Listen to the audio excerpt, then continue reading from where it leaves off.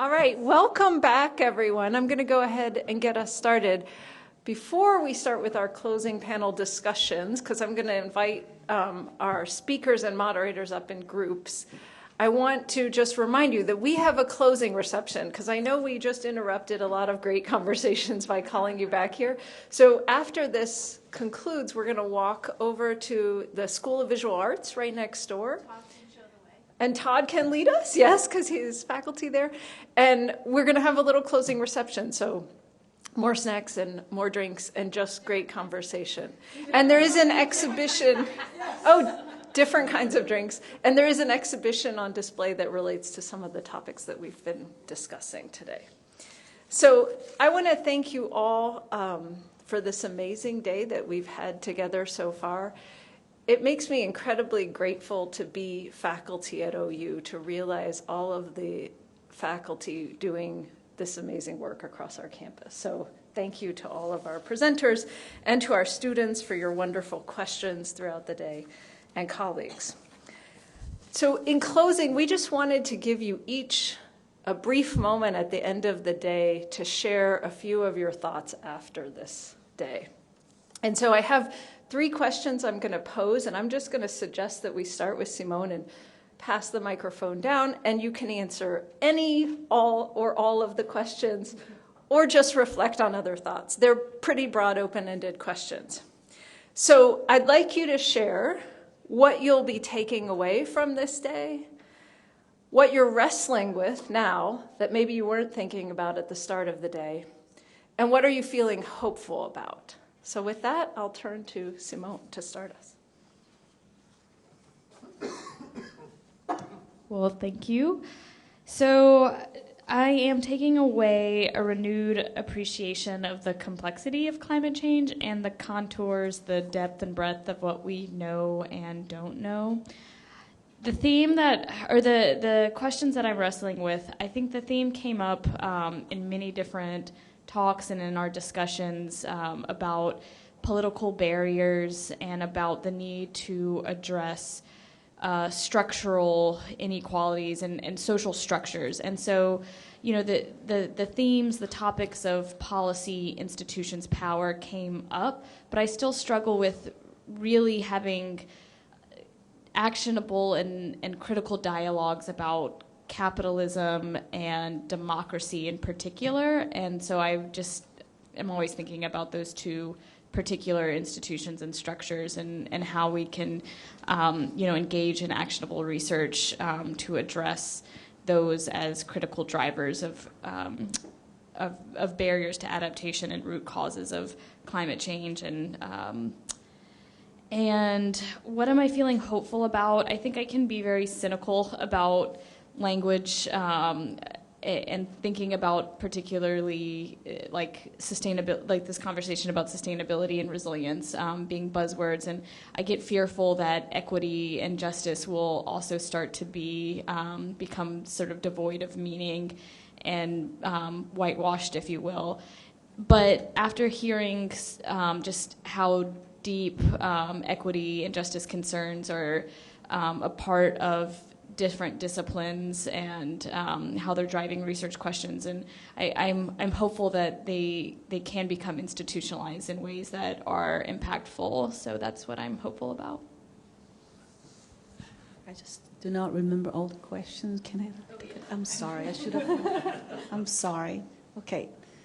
What will you be taking away from today? Today, I really realized the importance of listening to other people with different experiences. But we can also, even though we have different backgrounds, we can work together and to solve this huge problem on this planet.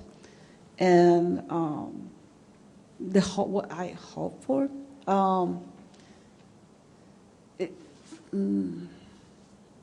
Not really hope, but I really am determined to really work for those vulnerable people. This really made me, today, all the knowledge I gained made me really, again, determined to work for those vulnerable people, because I realized how certain people are affected by this climate change disproportionately. And we know this as a fact. There's evidence. And if we do not do anything about this, just sitting here and just talk about this, like we talked about this earlier, we have to take an action on this problem. Hi. So I'm going to try and be brief. I don't, but I think that what I found really useful in all of this conversation is that I think that there is. I come from a humanistic framework, and we don't typically play well in teams, and there's reasons for that. So it was really nice to actually hear conversations across that the same kind of critical frameworks that we use in the humanities are being applied outside of the humanities. But I also wanted to, and I find that hopeful, but I do also want to nuance this conversation about the value of the academy and the conversations that we're having here. And I think that it links together the exact same things that you two were saying, that we want to make a difference in the world, but we have these categories that get generated, and then what do they mean? Well, the thing that the academy is good at is thinking about things deeply. And when we train students, especially in frameworks that value not just practical, technical knowledge, but that value fostering a really critical engagement with core ideas and fostering that kind of questioning mindset of who's benefiting from these things and at the expense of whom, then we're not really ever in danger of having a category pull the wool over our eyes. If every time we encounter a category, whether it's resilience or sustainability or whatever, if we're consistently asking those critical questions of who's benefiting from these frameworks and at the expense of whom, then we can go in with open eyes to these kinds of things. And for me, that's really the value of the academy, is thinking through those kinds of things. And we have to have the spaces to think cautiously about it. So I think that's, for me, an encouraging, that's something that I have hope about, and something that I feel like the work we're doing here really is valuable to the extent that we're getting our students to ask really good questions about the world. If they want to solve problems, they have to start by asking good questions. So I'll stop there. Well, I have a lot of takeaways. So the first one is that I really appreciated what Dr. Fidian said about learn the vocabulary is the starting point for an interdisciplinary team. And I think that there's room for improvement for every one of us, and I'm very happy for this experience today, because it basically helped me also understand what are the nuances of some terms, to better also communicate what is my point of view, what are the strengths and weaknesses also of the disciplines where I belong. And this is one. There's also other one, probably, understanding that climate change is bigger and bigger and bigger than I thought, than we think. It's, for me, it's always climate change and density, climate change and housing, but today it was, in our discussions, it was climate change and gender, climate change and equity. The aesthetics of climate change, I found it extremely fascinating, and it's also my personal, the thing that I'm wrestling with, because there's an ethical problem for me when I see those images, and it's that's something that I found pretty fascinating, and I'm hopeful about new collaborations, new ways to bring these topics in studios, to share this body of knowledge with our students especially. So what I will take away from today is that there is a lot of potential for additional collaborations to happen. Obviously, some of us are already on interdisciplinary teams, but there's even more potential, I think. And of course, along with that, often to sustain those collaborations requires additional funding. But relatedly, then, what I'm hopeful, because I learned today, beyond some of you already knew already, but those of you I didn't, I learned about more of you who are doing work related to climate. And as my primary discipline coming out of meteorology and climatology, just knowing that there's all these different disciplines, working to address climate-related issues is really encouraging to me.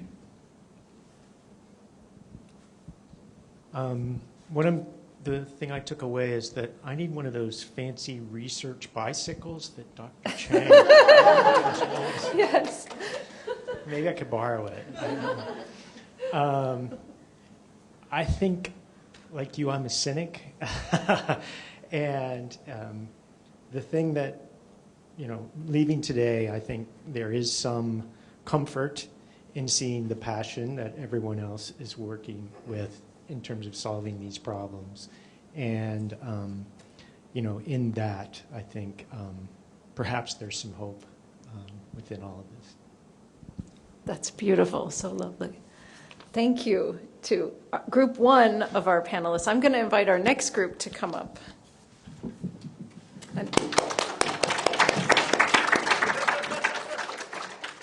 And that will be Lee Fithian. No, okay, sorry.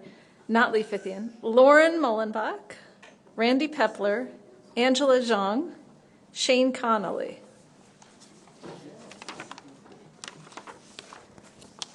And no surprises, I will ask you the same questions.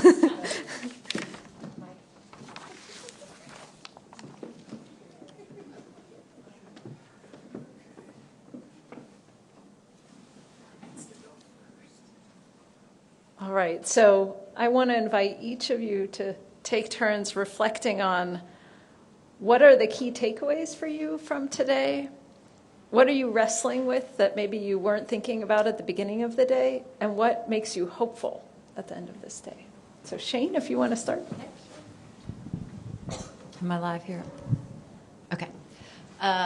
Today, I guess I'm going to come away from this with a very renewed sense of interdisciplinary research and scholarship and the importance of getting together with groups of folks from different fields. That it's so invigorating and helps us to build awareness of the ways that research and scholarship cross-cut through disciplines, across disciplines. So that's a really big, powerful takeaway for me. What I wrestle with is how we deal with the practical realities of inequity, of disparity, of whether that's socioeconomically driven, racially driven, gender driven, and many other things that can drive these inequities, that we really need to find ways, I think, of bringing our research and our scholarship to the decision makers and the power brokers of the world to help to change existing structures that aren't serving us well anymore.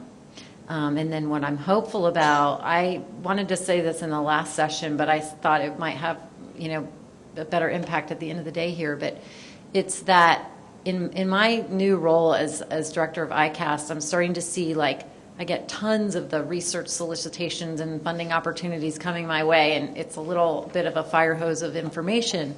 But in that fire hose of information, I am seeing many of the hopeful signs of the promotion of interdisciplinary collaboration, the requirement that you build in community partners, the focus on you can't just do this in your silo of your own discipline, but these big problems and challenges that we're facing really will require us to do things like this. So. Okay. So what I'm taking away from today, as someone who's pretty new to OU, is that there's lots of really awesome people at OU doing research very related to what I'm doing. So it was just really cool to meet new people and hear about all of the cool stuff that is happening just right here. And then what I've been grappling with lately is actually very similar to what you just said about decision makers. And so there was a lot of talk today about community-focused work, and I do community-focused work. And it's really important, but how do we balance that or deal with the tension between really community-oriented, grassroots-type work and bringing that to people who actually have power. Like, there's an amount that we can do to empower communities that we work with, but ultimately, policy solutions, changing structures is not solely a bottom-up endeavor, but it's also going to be a little bit meeting with the top. So that's something that I was thinking about today. And then I'm also hopeful about just everyone kind of coming to the realization that interdisciplinary work is important. It's been happening for a long time in a lot of different fields. And so it's kind of cool to see that it's kind of bouncing around to the rest of academia. So that's it. So the big takeaway for me is actually the same as actually previous panels and everybody talking about the importance of interdisciplinary research. And for me, from a communication perspective, I actually see a huge research gap here in terms of how do we make people from different disciplinaries speaking different language, vocabularies, to better work together and have transactive kind of work out of that. And I see that that's actually a really good communication project that we could work on. And I think something hopeful for me is I remember one of the students asking questions about what the young generation could do. And I was thinking, we are so really trained, just entrenched in our own field. The more you're in school, the more you're only learning about your own field, your own expertise and specialization. But for newer and younger generations, there's actually opportunities to really look outside of your own field to see what other people are doing in other disciplines, and to really have that curiosity to learn about other people's language from early on, so you don't really have our trouble nowadays. We don't really understand what each other are saying. So that's kind of the takeaways for me. Thanks. Yeah, the power of transdisciplinary teams. I'll just make that 4. You really need to write that paper. Okay, because I was looking around the room to see who's here. Rachel, I think, would agree with me that the meteorology community, for example, has really struggled with this over the years. They could have benefited a lot from this sort of thing, and they still struggle with it, even though we now have this behavioral insights team in the Weather Center that's trying to do a lot of this stuff. But as soon as you write that paper, I'm going to send it to them because I think this is so important. And the breadth of expertise here today is just amazing. So, yeah, wrestling with, and these, to me, it's almost depressing a little bit. I mean, resilience without gentrification, giving the unrepresented voice in what we're doing, the whole refugee thing. In Norman, we've got this whole new group of politicians that is trying to vilify the homeless. Okay, what are we going to do about that? You know, I think that's another population here that we need to deal with somehow. So I'm thinking about those things, and I need to be more positive, I guess. But what are you feeling hopeful about? The fact there's so many students here today, I think that's fantastic. And I even saw a couple of my own, so I'm really happy that you're all here, whether or not you had to be here or not, right? And we need more artists involved. I mean, I think you guys give us such a great perspective on things, and especially, you know, calling out injustices in the ways that you can with art, I think is really needed. So, thanks. Wonderful. Thank you all. And I'm going to invite our last group to join me here. Sharon Howsam, Tom Miller, Vanessa, Emma. And am I missing anyone? Just looking around. Okay.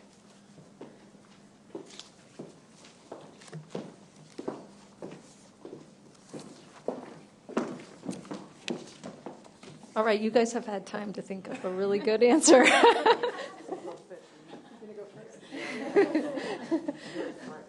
All right, Vanessa, you're brave. So I'm going to invite you each to reflect on what you're taking away, what you're thinking about now that you hadn't been thinking about at the beginning of the day, and what makes you hopeful. Yes, thank you.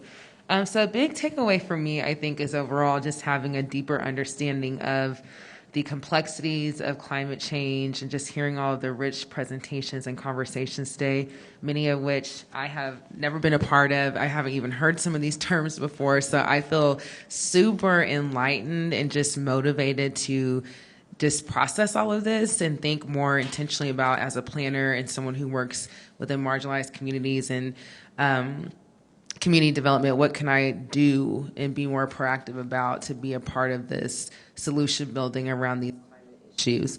And then I feel like I'm wrestling with, how to hold these systems accountable that are really escalating climate challenges, but also not waiting for them. And so I think a lot of the great questions that were raised today were, what can we do in our sphere of influence? What can we do that's actionable? And so just wrestling with, okay, we got to hold these systems accountable, but we can't wait for them. And so what can we do outside of systems to help support the communities that we're working in? And I'm really hopeful about hearing all of the themes of equity in today's presentations. I feel like a couple of years ago that was like not a word that was even spoken, but now it's almost mainstream, and it just makes me feel hopeful that people aren't afraid to speak truth to power and how that's impacting our ability to serve communities and for communities to thrive. And I'm just really hopeful that those conversations are now at the forefront of this work. Thanks. I'm going to answer them in a different order. One thing that I'm wrestling with that I wasn't wrestling with this morning are the issues about relocation and migration. And I have thought about them before, particularly in the context of Indigenous peoples who were forcibly relocated, many to the state of Oklahoma. But I have not been thinking about them as much lately. And I think it's important in the context of Indigenous peoples and that forced migration and the parallels there to be thinking about those issues again, for me to be thinking about them again. Like Vanessa, I am very hopeful about hearing the thread of equity running through many of, if not all, of the presentations today. Yeah, just glad that that is not an unfamiliar theme.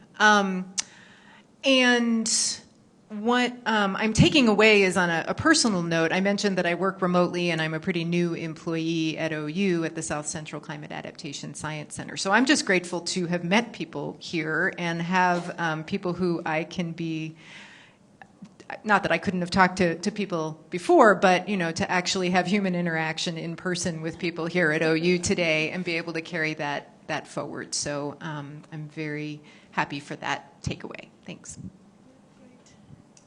Thank you. I guess I have the same feeling with you. I joined at OU in 2020, so exactly during the pandemic. So it's so exciting to see so many real humans here. And also we have so many great female researchers. That's a great power. So I guess my takeaway notes today is besides the interdisciplinary studies that we all talk about, and then the other is the kind of importance for anchor our data to the ground. That is how what are the practical, no matter policies or design interventions that we can actually make to make the difference for the communities. And it's so important, Vanessa, you're so important that in the position to actually connect with those more like from the clouds, like the data, and then all those modelings, and then to the actual interventions that we can actually take into the community.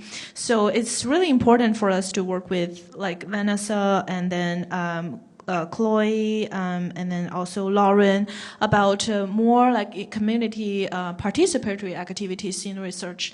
And another thing is that we heard about like environmental justice or environmental inequity a lot, but today I learned a lot of what it actually is and how we can do about that. So it's very inspiring symposium. And then, that's it. Thank you. Yeah, I guess one of the things I was thinking about in hearing all of us reflect on the value of interdisciplinary work is also that reifies the importance of different disciplines and like what they bring to the table. And so not all of us can be artists, not all of us can be planners, not all of us are activists or geographers. And I think that for me really kind of underscores the importance of like respecting what we each do. In terms of what I'm grappling with, I'm ambiguous about the role of the state in everything that we're talking about, because the state has been so complicit in perpetuating, whether it's like, you know, racial inequities or environmental injustices. And I don't know, obviously the state is more than one entity, but I don't know how to cope with that or how to engage with the state. I mean, Laura Polito, who's a geographer, I think at Portland State University, you'll know, is she there? Okay, a fellow geographer, but you know, she says like pretty explicitly the state cannot be an ally for communities that have been harmed by the state's practices. But then we're also hearing that we need to be impacting policy. So like, how do we do that? I'm not really sure. And then I'm hopeful for the fact that we're having critical discussions about capitalism. I don't know that that would have happened like 5 or 10 years ago. It feels like we can't say socialism.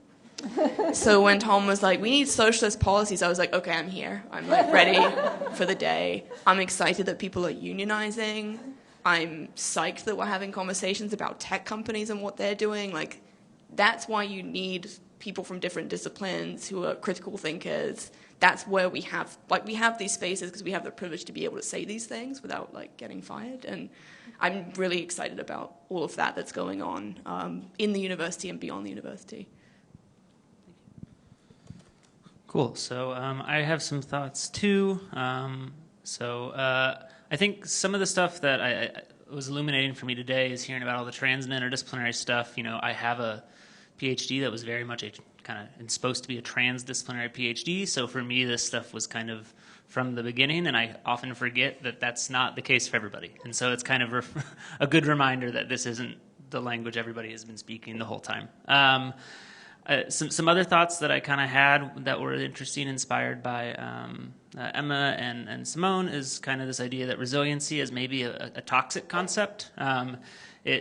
You know, back in grad school, there was a lot of talk of resiliency, and I always struggled with this idea that it assumes a steady state when you're talking about resiliency. It assumes there's something to bounce back to. And in a lot of places, the current state is also really, really unequal and problematic. And so there's some really kind of discursive issues embedded in it. And similarly, it allows a lot of homogenization in terms of homogenizing experiences. If you're talking about a whole community and you say resiliency of the community, well, what about the marginalized people in that community relative to those in power in the community? And so I think there's some interesting concepts for how we use the term and what it can do for us. I also was taking away that the way we all have used the term policies has seemed to be quite different. Some people are talking about community policies. Some people are talking about literal building policies. And I'm often thinking nationally. You know, I'm not a community engaged researcher. It's not my area of expertise. And so another thing that I've really enjoyed seeing is that we have a lot of people at OU operating at multiple levels. Because I think, as Lauren brought up, we need all of it. We need people who focus at the national level. You know, I see myself in my research. The goal is really to leverage the state. So take it for what you will. And I think others see their role as being much more on the ground, immediate or more immediate change. And I think it takes all of that.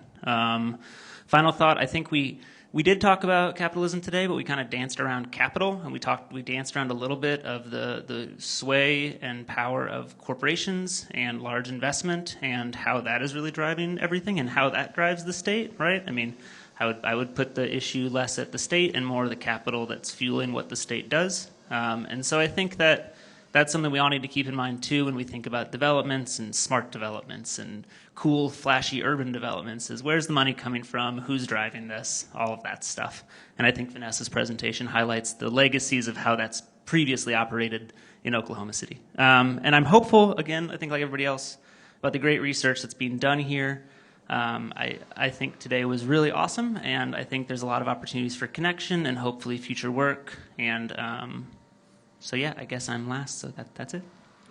And that was such a great ending comment. And it's also a reminder that we have Saskia Sassen, who is done a lot of work on the role of global capital and wealth accumulation in urban development and as it relates to migration and climate change.